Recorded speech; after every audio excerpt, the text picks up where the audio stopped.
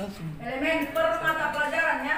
Elemen, ini misalnya mata pelajaran IPA nih. Ada CP.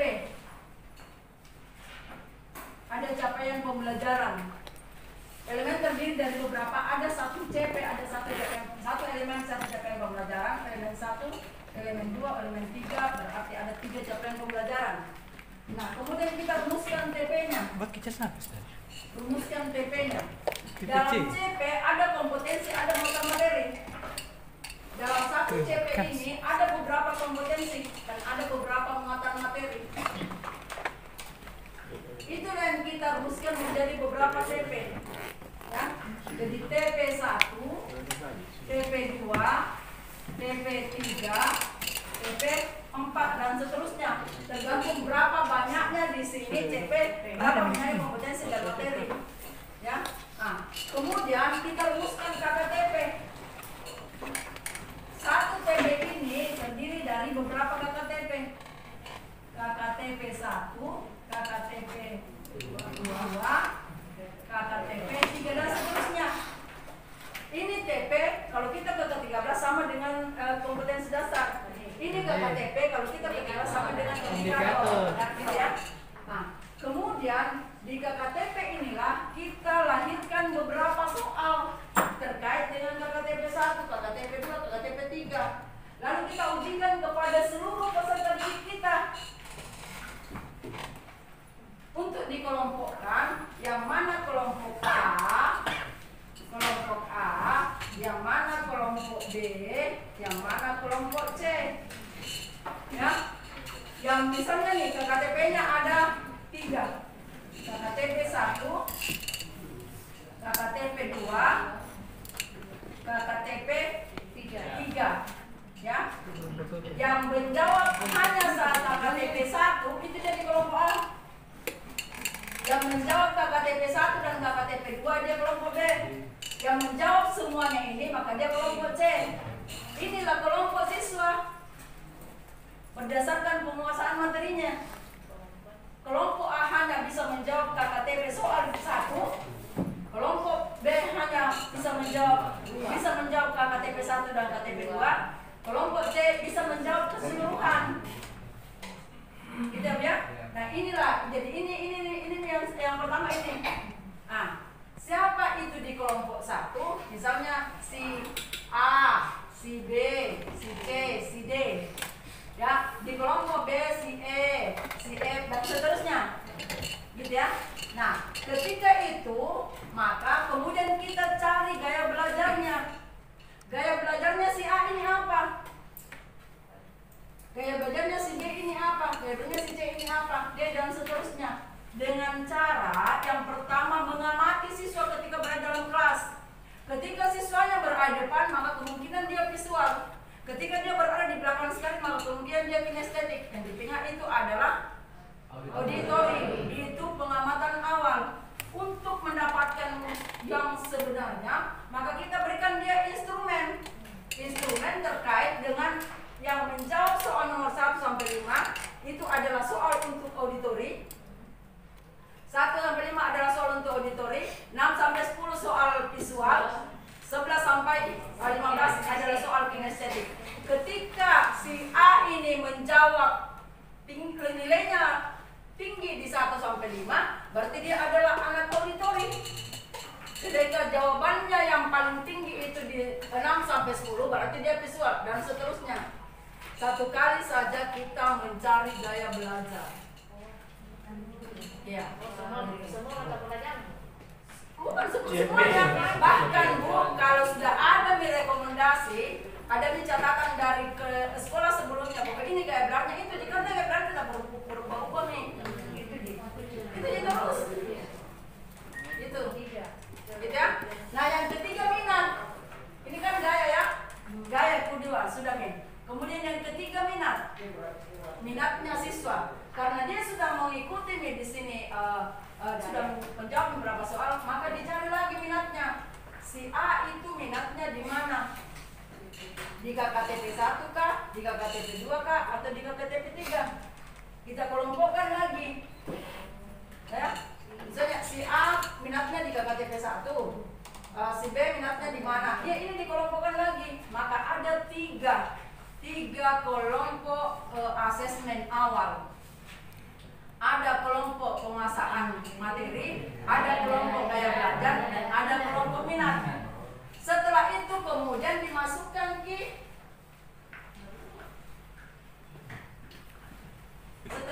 setelah selesai nih semuanya ya. Setelah selesai semuanya, kemudian kita bikin nih format umumnya, format masternya.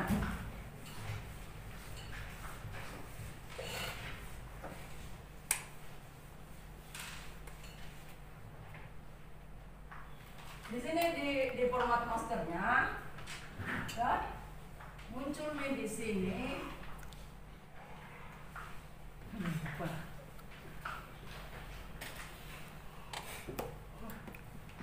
Penguasaan materi, kemudian gaya belajar, kemudian minat, kemudian konten, kemudian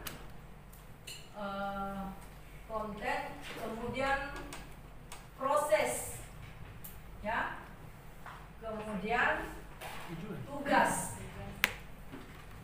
kemudian lingkungan belajar. Nah, tadi di pengelompokan penguasaan materi ada nih kelompok A. Kelompok A. Ini ya, kelompok A. Masuknya di sini kelompok A. Siapa-siapa saja, kelompok A siapa-siapa saja, kelompok A siapa-siapa saja, tulis bagi namanya sini. Paham? Terus kemudian kita ini tadi kelompok A, si A ini gaya belajarnya apa? Bisa jadi dia di sini ini editorial, ini visual, ini kinestetik, ini kembali auditorial, gitu ya. Nah, kemudian minatnya ini, dia minatnya di KKTP 1, nah misalnya, dan seterusnya, gitu ya.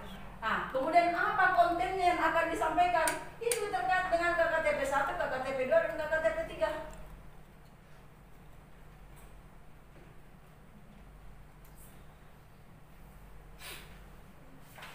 Sudah paham? Kontennya materinya. Ini kan KKTP ini. KKTP ini kan termasuk indikator. Ya. Nah, ini kelompok A. Ini catat ya. Ini kelompok B. Kelompok B. Nah, ini nih, kelompok A ini kan KKTP 1. Iya. Ya, maka di sini kontennya adalah materi ini, KKTP 1. Nah, materi ini, materi KKTP 1. Ya, materi kalian saya berikan contoh. Bahasa Indonesia ya, mengidentifikasi tes deskripsi. Mengidentifikasi tes deskripsi. KKTP satunya yaitu mengidentifikasi fungsi sosial tes deskripsi. KKTP 2-nya mengidentifikasi struktur teks deskripsi. KKTP 3-nya mengidentifikasi unsur kebahasaan teks deskripsi. Ya, maka si A ini, kelompok A ini dia hanya bisa fungsi sosialnya. Kelompok B ini adalah fungsi sosial dan struktur. Kelompok C fungsi sosial dan seterusnya. Maka ketika dia di sini kelompok A, dia KKTP 1. Ya, yaitu kontennya fungsi sosial. Fungsi sosial, prosesnya karena di sini ada audio, ada visual, ada kinestetik, maka prosesnya di sini yang pertama menjelaskan dulu. Yang kedua kemudian menunjukkan gambar atau video. Yang kemudian ketiga mensimulasikan. Berarti mewakili ini semuanya tak? Nah, kemudian masuk lagi di tugasnya. Kalau ini tugasnya yang audio, dia tugasnya membuat resume. Misalnya, kalau yang visual dia tugasnya menggambar. Yang ketiga tugasnya mempelajari. Kemudian lingkungan belajarnya di mana? Ini bisa jadi dia perpustakaan. Ini dia di kelas menonton video. Ya ini juga bisa terserah. Gitu.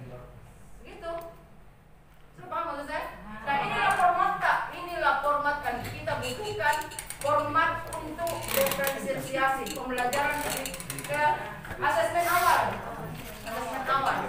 Ini. Sudah ya? Sudah. Kita masuk di kedua lagi. Ini yang ruang belajarnya ini kan. Di kelompok B begitu juga ada berapa. Kemudian di belajarnya juga KKT 1, KKT 2, ya. Misalnya KKT 1 dan KKT 2. Kontennya berarti fungsi dan struktur. Prosesnya sama dengan ini karena semua ada di situ kan, ya. Begitu juga dengan tugasnya, begitu seterusnya. Bu, ini kelas itu dalam satu kelas. tidak Bu, ini kan beda.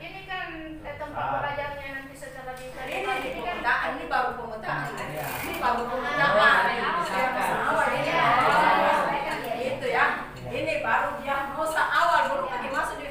Tapi beginilah cara membelajarkannya. Materi inilah yang disampaikan begitu. Oke? Ya oke ya.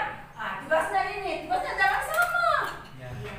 Anak auditorial itu tugasnya membuat resume misalnya. Anak visual itu dia gambarkan karena dia visual. Anak kinestetik dia peragakan. Misal gitu. Oke, sudah selesai di sini. Sudah. Lingkungan belajar dia ini misalnya ke perpustakaan misalnya atau di kelas kan seperti masalah.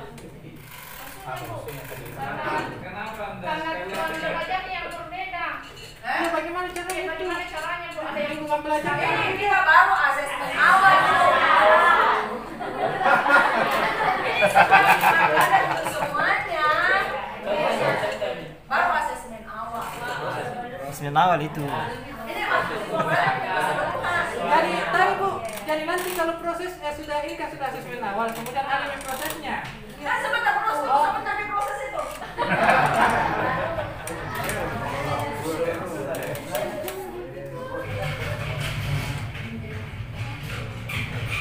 Sekarang masuk di TP, ya. Bagaimana sih? Coba bisa tunjukkan ya. Ambil dulu TP-nya satu.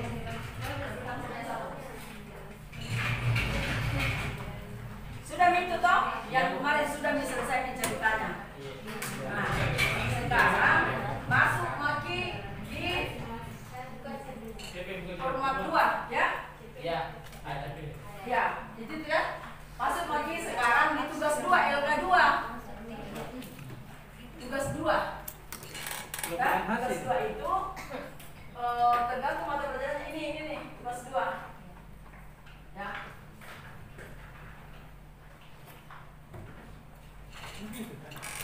Ada elemen, ada CP, ada ini CP.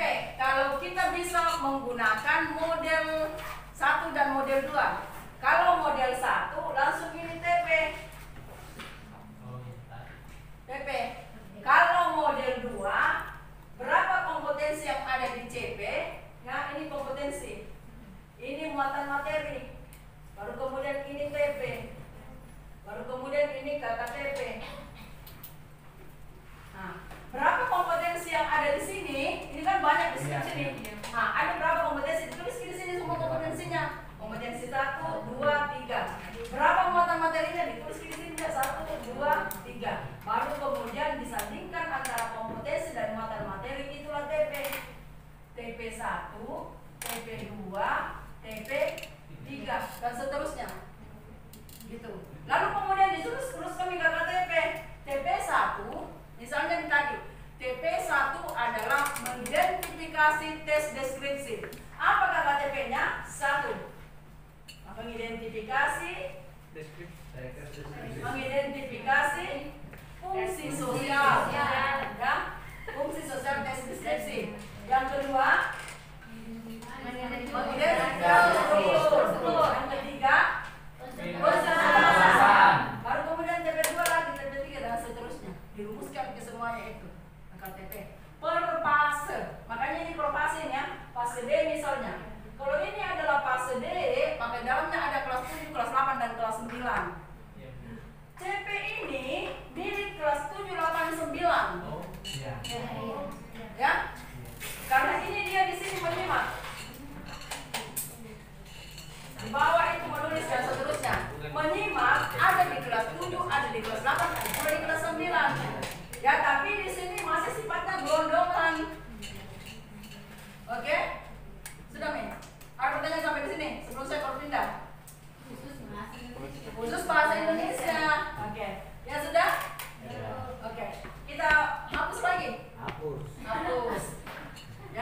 ini toh, ini tadi, dan nanti akan kita presentasikan. Kemudian pada saat kita masuk ini adalah format TP. Format TP.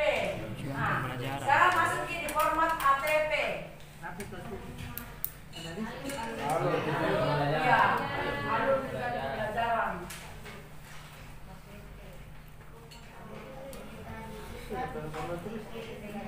Alur tunjangan pembelajaran, ya. Ah, ini alur tunjangan pembelajaran.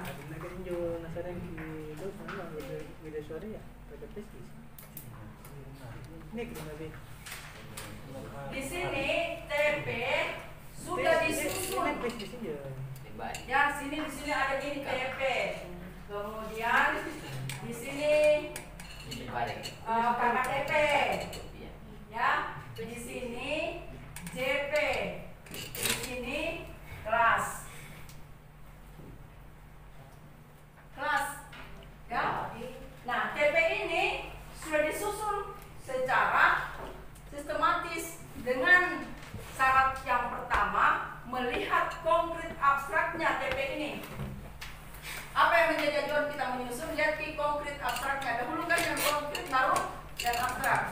Yang kedua, lihat ki mudah sulitnya. Dahulu kan ki yang mudah baru yang sulit. Ketiga, deduktif. Dahulu kan ki yang umum dulu baru yang khusus. Kemudian yang keempat, hierarkinya, keterkaitan antara TP yang satu dengan TP yang dua. Ini di sini kita sudah berpikir ini untuk menyusunnya. Maka barulah kita menemukan misalnya di sini, oh di sini dari yang tadi itu TP, jadi ya dari yang tadi itu dia di sini TP 2 yang muncul di sini. Tidak apa-apa. Kenapa dia TP 2? Karena dia lebih mudah, lebih konkret. Nah, kemudian yang kedua misalnya TP 3 dan seterusnya, gitu ya. Sudah begitu, baru kemudian kita rumuskan KKTP-nya, baru kemudian kita tentukan JP-nya. Berapa JP untuk TP ini? Ya, untuk JP. Baru kemudian kita tentukan kelasnya. Nah, misalnya di sini untuk kelas 7, jangan bagi turun untuk kelas 7 TP berapa yang kelas 7? TP apa saja di kelas 7? Yang pasti kita harus paham bahwa jumlah jam pembelajaran dalam 1 tahun itu 32 sampai 36 minggu. Ya, jumlah jam pembelajaran 32 sampai 36 minggu jumlah jam pembelajarannya. Jadi di sini di kelas 7 ini kita harus tidak boleh melewati jumlah jam pembelajaran. Maka kita lihat mata pelajaran tak? Mata pelajaran bahasa Indonesia misalnya di MTS itu berapa JP per minggu? Lihat dulu, bukan KMA. KMA 21. Ada perubahan. Ya, di kelas 7 dan 8 itu 4 JP, di kelas 9 itu 5. Ya, pokoknya lihat gitu. Bukan dulu.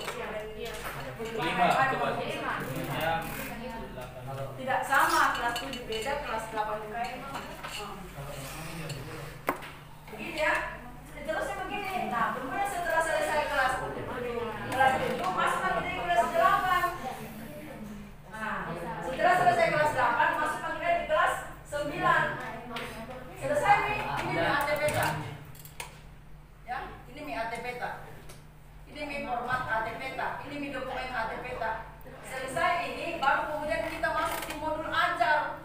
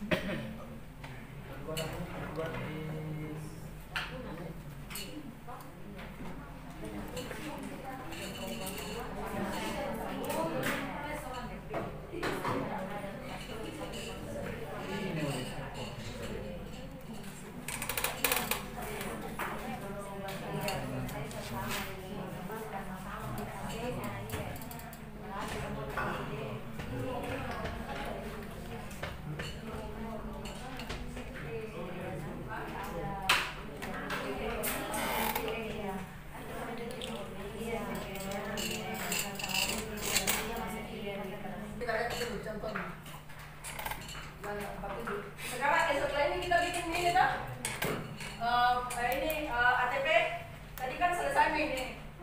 Selesai nih tadi. Yang format TP-nya. Nah, sekarang masuk lagi di ATP di situ. Ya, ATP ini. Bikin ATP seperti ini, diurut. Tadi sudah tahu nih urutannya, bagaimana mengurutnya. Nah, di sini kelas 7, kelas 8, kelas 9. Dari mana ini semua? Dari semua elemen. Kelas 7 memuat semua elemen. Begitu juga dengan kelas 8 dan kelas 9. Tinggal dipilih. Misalnya nih, di kelas 7 juga ada menyimak. Di kelas 8 juga ada menyimak. Di kelas 9 juga ada menyimak. Dari mana diambil menyimak? Dari CP menyimak tadi. Jadi ada 4 misalnya kompetensi di CP menyimak, maka satu kompetensi dibawa ke kelas 7, satu dibawa ke kelas 8, 2 misalnya dibawa ke kelas 9. Seperti itu. Yang mana yang di kelas 7 itu yang mudah. Ya, yang sedang di kelas 8, yang sulit di kelas 9. Jadi bukan kan biasanya beda kelas 8, 9 dunia. Berarti dia harus dirasa. Oh, maka pada saat kita merumuskan ATP, semua guru duduk bersama. Setelah selesai ini, baru dia menggendong ATP-nya untuk kelas 7 mana. ATP dari pada saat di sini, semua guru duduk bersama. Nah, ini masalahnya. Kita harus hati-hati menentukan di sini materi kelas 7. Kenapa? Karena jangan sampai materi kelas 7 yang kita tetapkan itu dipelajari di kelas 8 untuk materi 13. Tapi kita harus duduk bersama memang. Yang mana yang dipelajari di kelas 8, yang mana yang dipelajari di kelas 9. Yang tidak dipelajari di kelas 8 dan kelas 9 itu yang kita bawa ke kelas 7. Jadi makanya duduk satu meja Ki, bersama, duduk bersama.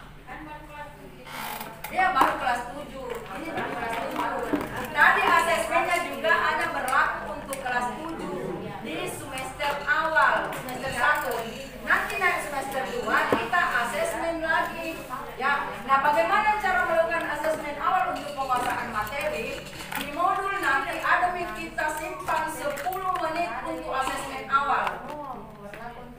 Di awal pembelajarannya itu di modul kita bisa pakai 10 menit untuk asesmen awal. Bagusnya kita punya aplikasi, tidak repot.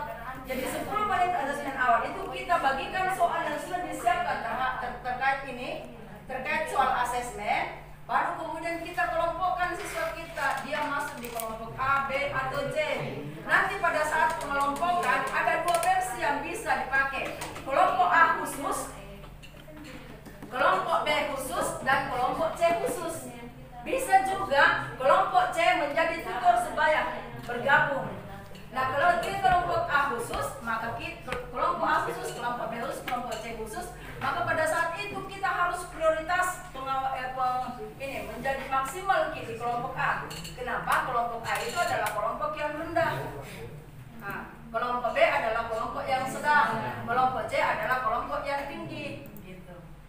Bisa lagi maksudnya nggak pakai instrumen kita kan, kalau yang awal kan sudah mungkin guru sudah paham. Nanti di semester 2 saya bisa pakai umpama dalam bentuk bertanya. Kan materinya beda. Nah, maksud saya bukan lagi formal, tapi bisa dalam bentuk pertanyaan. Enggak masalah itu teknis Ibu. Iya, bagaimana caranya kita mendapatkan hasil asesmen awal ini ya, apa? Ya, intinya itu. Cuma gaya belajarnya 1 kali saja.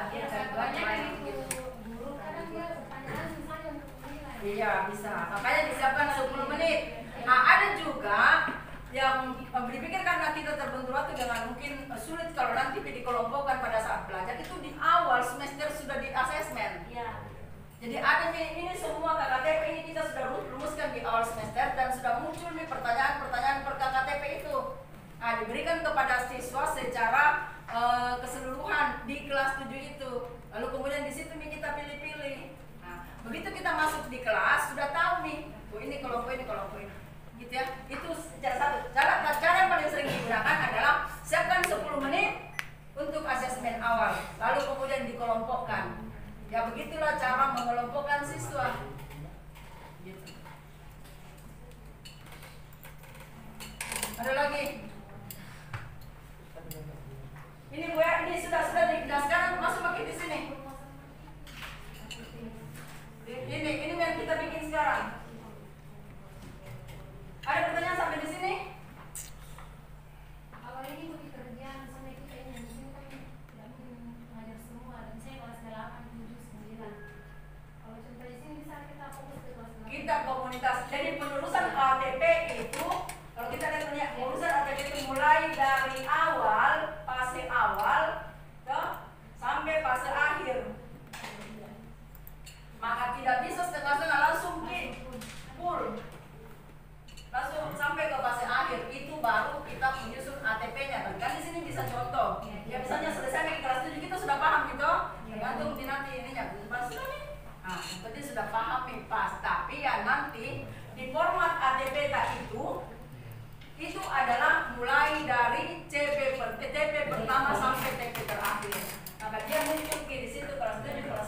kelas 9.